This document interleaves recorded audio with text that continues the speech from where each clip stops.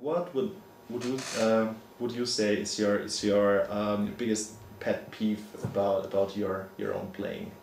Oh, my own playing. Oh, I've got a couple, but the biggest one would probably be my left hand technique. I'm still trying to correct it as time goes on, but I use my thumb a lot in my play, which sort of leaves my hand at an angle like that. So when I wrap my thumb around my fretboard, it's at an angle, and my fingers are constantly slanted. If you look at some of the best players, their hands are perfectly straight, so they can access all frets, equally good, and they can keep their hands straight when they go up higher, up to the neck, and that's always been a problem for me. Always using my thumb. I used it as a shortcut when I was younger. Okay. I used to play drop tunings like I still do, but I used to play power chords with my thumb and then use my forefingers for voicing. That's always been something I've done.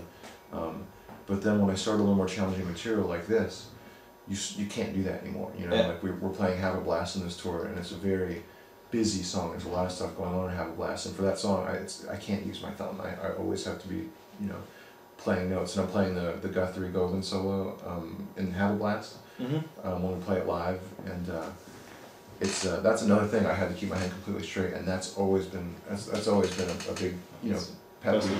Challenge. Oh yeah. I'm still getting better at it, but I have a long way to go. Okay, and what would you say is your specialty in your band? Like in terms of my playing. Yeah. Yeah. Also.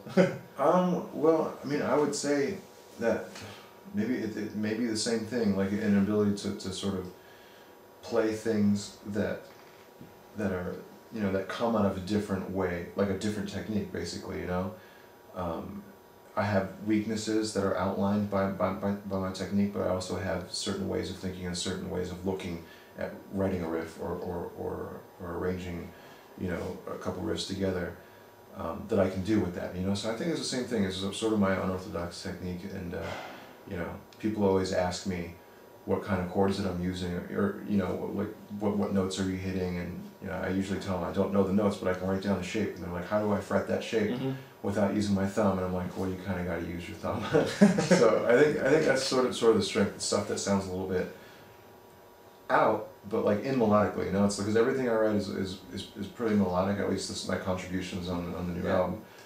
It's pretty melodic, but it's a little bit unorthodox in the technique that's used to reach that point, And what's your specialties off stage, like non-musical stuff? Non-musical to the band. I mean, I would say the guys are always making jokes with me, and they always say that I'm the master of puns. They like, like just making really stupid jokes with them, and I'm always trying to get everybody to laugh, and I try to make Misha laugh on stage too, and he gets me too. But yeah, I would say it's that. I mean, when you're with the band for so long on the road, there are a lot of insiders. There's a lot of inside jokes, and it's like, it sounds like such a dumb thing, but when you're on tour and you're dirty, you're under-rested, you're sick maybe, being able to make somebody laugh on a daily basis, or being able to make yourself laugh, whether it's self-deprecating humor or whether it's it's whatever it is,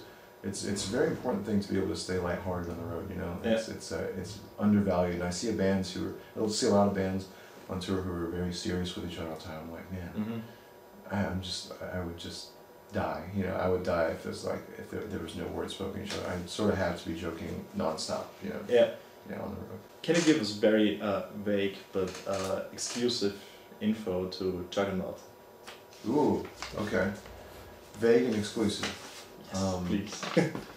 Okay, I can give you something kind of exclusive. Okay. So it's gonna be weird. It's gonna be a really weird album. It's a concept album, but so me, Misha, and Jake, and Spencer even. Oh God, Spencer's been writing a ton lately. We've all been writing some weird stuff. Only lyrics, or no? Actually, he's been programming songs like on his computer. He's been writing chords and like lead lines. He's been writing whole songs. He's a great songwriter and arranger. But we have been writing a lot of weird stuff that doesn't really fit into the perfect like Periphery mold. But but we're saving some of it. We're like, does that sound like Periphery? Yeah, kind of. It's a little weird though.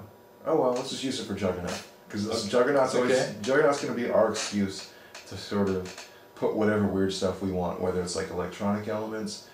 You know, Misha's recorded a couple classical ideas too. Okay. So we're going to use, Jake's been writing some like fingerstyle, like sort of acoustic classical stuff. I've got some weird sort of like melodic jazzy melodies going on, and it's not going to be all that, you know, it's going to be heavy, it's going to be crazy. Yeah. But it's going to be our excuse to sort of throw different elements in. Sort of like, you know, kind of like how BT Band throws the random, like cool things. But we're gonna have fun with it. We're not really setting any boundaries for ourselves. Okay. So more like all over the place then. Yeah. Okay. Not just to be crazy, just to sort of explore a different way of writing. Spencer is writing the lyrics before we record stuff, so he wants to write the story. He wants to storyboard the whole plot, and then we're gonna write music around that. So we're sort of approaching it in several different ways, you know. What would you say was your most uncomfortable or weirdest situation on tour? Wow, these are good questions. The most uncomfortable. Actually, yeah, I've got one. Beside the bus burning. Besides, I assume everybody watching has heard about the bus burning. Yeah. Yeah. Were you sleeping at this moment? We were all sleeping. It was 4 o'clock in the morning, and all of a sudden I hear some horror situation. Yeah. Waking up in the fire. Oh god, it was terrible. The smoke smell, and then we couldn't see through the hallways. I remember someone yelling, "Fire, fire, fire!" And like Paul from BT Bam was just like, "Move, move, move! Get the fuck out! The bus is on fire!" And I remember I jumped out and I stepped on Dan from BT Bam. I stepped on his back, and we were just all scrambling about how we saw the back of the bus engulfed in flames and everything like that. That was a good. That's actually a good candidate. But since you already said that, that doesn't count. Yeah. Okay. Besides that, because I think nearly everyone heard about that and saw all the pictures and stuff. Yeah. So besides that bus incident. Besides that, maybe actually it was on the tour. The last tour we played we came to Vienna. We played a couple weeks before that in Düsseldorf, Germany. And I think it was the Dusseldorf show where our computer crashed on stage, and all of our backing tracks and Matt's click went down, and it was when we were playing Race Car too, and if our computer crashes, it presents quite a problem for us because all of our patch changes for Axe effects, our guitar runs through. This one master computer. Yes, the computer holds Matt's click, our drummer's click, and then all of our patch changes are triggered to exact moments from the click. Yeah. So it's sort of like a foundation computer, and everything's built on top of that. But when we lose the computer, when the computer goes down, it can be problematic for us. We can still get through the song, but if the song is 16 minutes long, like Race Car, your patches are coming in at weird times. Different sounds. Yes. Yeah. Oh man. So you don't have any foot switches. Because everything runs. Right. Exactly. Yeah. And that was tap dance. Right. And it's fine to carry it on if you only have 2 minutes left in the song, you can do it. But if you're playing a song in Race Car that has just so many parts and so many different guitar tones and it's 60 minutes long, it's a big mess. problem. Yeah, it's a mess. Yeah. But that would probably have to be like one of the most nerve-wracking moments I ever had on stage. Just we all looked at each other, we were like, oh fuck. Yeah. Okay. And did you get any like super crazy fans or something that were pretty weird? Yeah, we started like just thought, please go away now. Yeah, we heard someone yell "Go home," and I think in the YouTube video you can actually hear some dude yelling "Go home." He's just like, he says it in English too, of course, but yeah, that was pretty fun. Yeah. That doesn't bother us. We were just like, okay, let's just try and deal with this the most professionally possible. Yeah. But and play more. yeah, exactly. Yeah, and not walk off the stage. Of course. Yeah. Of course. So.